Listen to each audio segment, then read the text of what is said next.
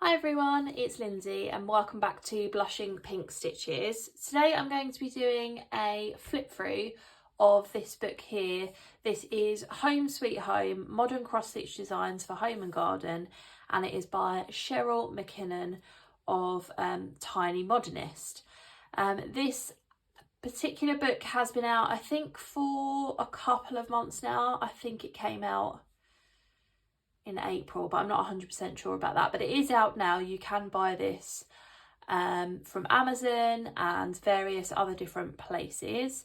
So I purchased myself a copy of this with some birthday money because I had seen Amy from Amy Loves Toads. She showed a copy of this, and there are a couple of things that she showed in there that I was particularly interested by. So I thought I'd give it a go.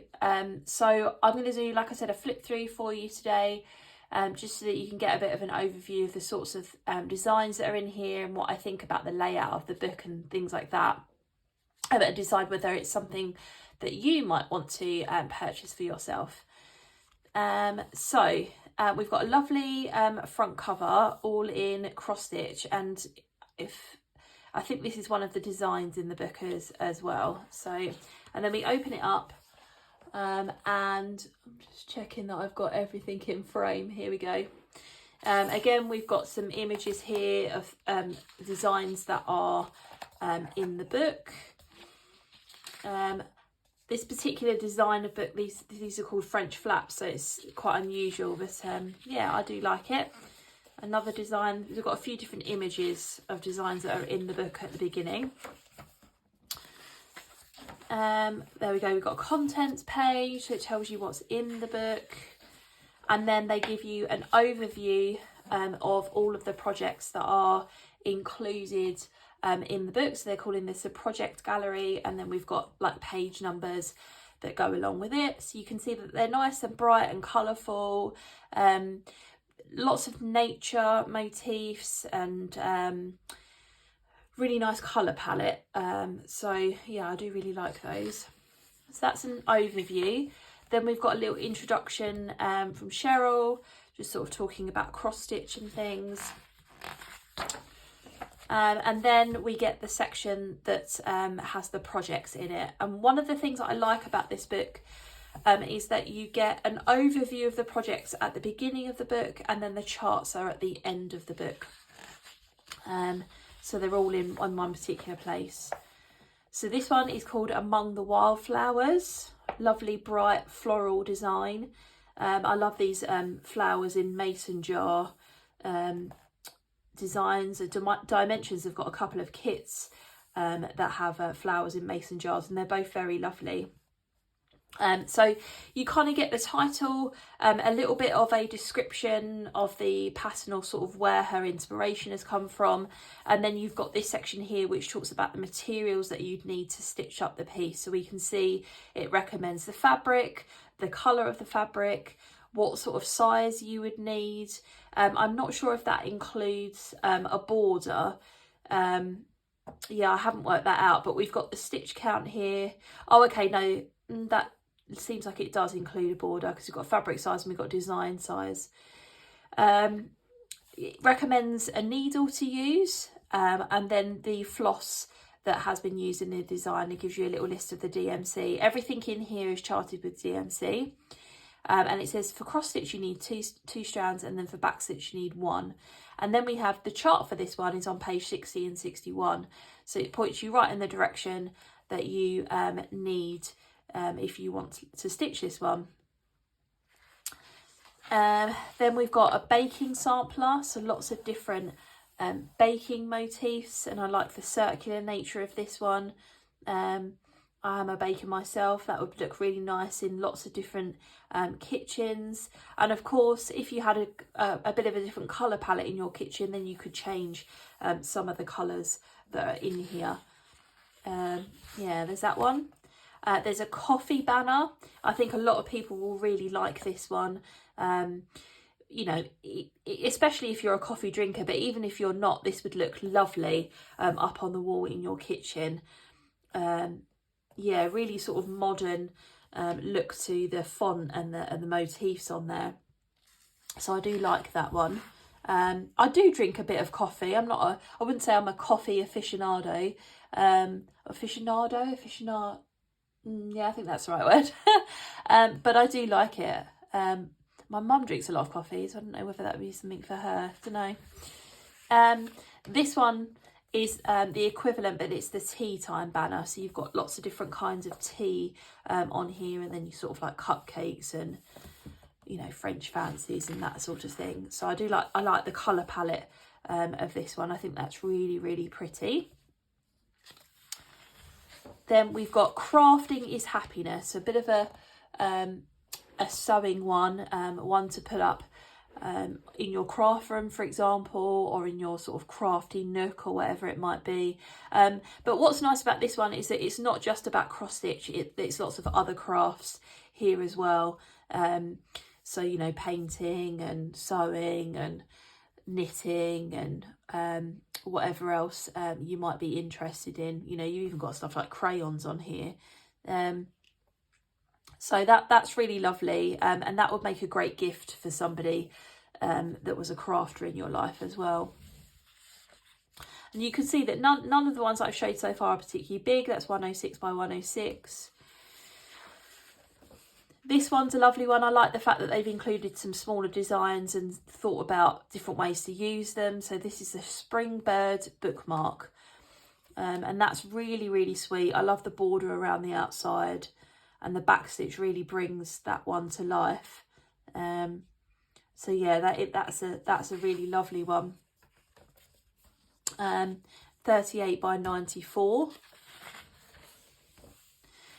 This is a would you call it a sampler or a piece called Home Sweet Home, and this is obviously the cover from the cover photo. So we've got the words Home Sweet Home, some floral motifs, and then this little street of houses, which I particularly love. This little set of houses up here, they're really colourful. I love all the floral, the flowers growing behind, and then we've got this little lawn. I think it's lovely. I really like her choice of colours. And this is 124 by 164, so a bit bigger than the other ones that we've seen so far, but still a really manageable size. And you know, each element of this is like a little finish, isn't it? So yeah, and you can see as well, like when you look at the DMC floss list, it's not an extensive list of DMCs. So I think especially if you're a beginner and you don't have a lot of stash yet. I mean, how many has this got? 1, 2, 3, 4, 5, 6, 7, 8, 9, 10, 11, 12, 13. That isn't an awful lot of DMC to get at all, really. So yeah, if you were just starting out, some of these projects are really good for beginners, and you know, and you don't really have to pick up an awful lot of stuff in order to get started. I like the fact that there are a couple of biscornus in here as well. So the first one is called a gardening biscornu. So you've got sort of like, you know, a gardening hat, a watering can, a fence and some flowers. That's really, really cute. This is 63 by 64. And then you've got the sewing biscornu with a sort of vintage looking sewing machine and pin cushion and buttons and that sort of thing. I love the sort of minty colour palette of this one. I think that's really, really lovely. And one thing to note as well is that some of these pieces are stitched on even weave, which again, I think for a cross stitch book, a lot of the time you would get designers recommending stitching just on Ada, but this one has recommended or has used even weave as well, and I think even weave is a good step up from Ada. And this one's called One Stitch at a Time, so another sort of like crafty one that you could stitch up. So we've got 96 by 148, and again we've got the floral motifs that are combining with the theme of the piece, and I really like the mismatch of the two together. This one is one that I really do like. This is called Spring Robin, and you've got the really sweet little robin in the middle. This is a circular design, and then some flowers, and we can see some strawberries there around the outside. And I think robins are often included in wintry designs, but they are around all year round. There was a robin in my garden a few weeks ago, having a bit of a snack on I have one of those coconut shells that has some bird food in the middle of it. Yeah, so he was sort of flitting in and out of it. It was really lovely to see. So I think that's definitely one that I would do. And this is on the Petit Point Zweigart fabric 32 count. It looks really lovely on there. This is another one that I really like, and I think Amy likes this one. I'm not 100% sure, but this is Vintage Beehive, and it is 97 by 96. We can see there it's actually stitched on 25 count, and I assume that is over 2. Yeah, it is. Bit more of a floss list there, so you can see that the flowers that have been included in the design, there's more detail in them, so therefore the floss list is a bit more extensive, but it's not really long. It's not outrageous. This one is another one that I'd like to do. This is called 4 Seasonal Houses, and you can see that we've got spring, summer, autumn and winter as a house on here. Now you could stitch these all together, or you could stitch them individually. I think I would probably stitch them individually, just so that I could display them in the season that we're currently in. I'm thinking as sort of like a flat finish attached to something. I think that would be really sweet. But yeah, I do like those ones. I love the white sort of like lacy border around the outside of them. I think that's really nice. This one is called Little Cactus Blooms. So this is quite a small one. It's only 49 by 48, so a perfect beginner pattern. I know lots of people are into cactus, or like having cactus decor around. Not necessarily something that I like enjoy having around, but yeah, I know other people do. So yeah, and again, I quite like the fact that they've got this sort of minty green hoop that it's been finished in. That looks really nice. We've got Little House with Wreath. This is another one that I really like. This is only 57 by 57, and that screams summer to me. Just the fabric choice and the colours that have been used in the design. And it doesn't, to me, it seems like something that was stitched up maybe in a few days if you were doing it continuously. It really does look lovely. We've got Nighttime Moths. So this is one that uses quite an unusual colour palette, but we've got it on the dark navy blue Ada here. And I think obviously the colour palette has been used to reflect the moonlight. And that's really clever. I like the way that she's played around with the colours in there. But yeah, that's quite a sweet one. It's 75 by 75. We've got Sewing Machine with Flowers. So sort of a vintage looking sewing machine, sort of your old Singer or something like that, with some flowers around the outside. Again, perfect for a craft room, or is it stitched up as a pillow or something like that for a crafter in your life. We've got 96 by 71, so it's not particularly big, and again, nice floss list. That's a nice one. Sort of a one with a saying on it. So we've got do small things with great love. I like that sentiment. Really think about what you're doing. It's not always the big massive gestures that are appreciated. It's the small things. It's really thinking about other people, and I really do like that. So and then you've got the flower motifs around the outside. Bit of a bigger one, this one, 158 by 199, and that's been stitched on white even weave. Then we've got Spread Your Wings and Fly. Another really nice quote on there. Some nice butterflies around the outside. Got a completely different colour palette with this one, and it's much more delicate. There's lots of back stitch in this one. completely different look. So there are lots of different design ideas in here, which I really like. They're not all the same sorts of things, lots of different ideas. We've got Love Grows here.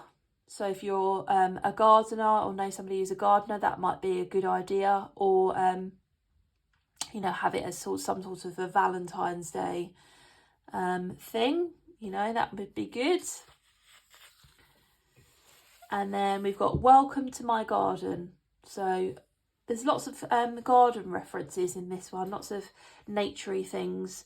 So we've got lots of different gardening motifs around the outside. This wheelbarrow is really sweet. I like the crate of flowers in the middle.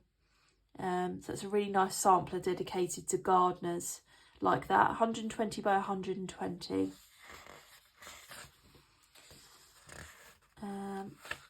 Okay, and then we move on to the section that has the charts. So obviously I'm not going to show you the charts. What I do want to do, let's see if I can just do this.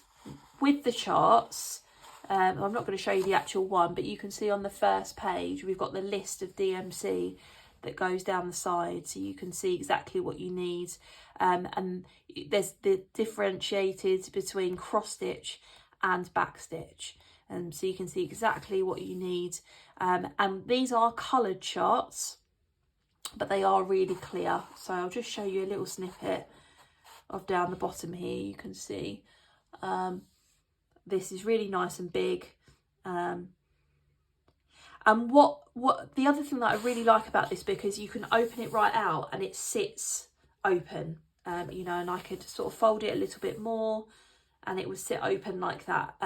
Some cross stitch books that I have don't do that, and so therefore it would be a bit more difficult to stitch from them because you'd be constantly having to open them, and you probably want to make a working copy from the book. But because this sits open really nicely, I think because of the cover style that they've chosen, you can just stitch straight from the book, and that's really, really useful.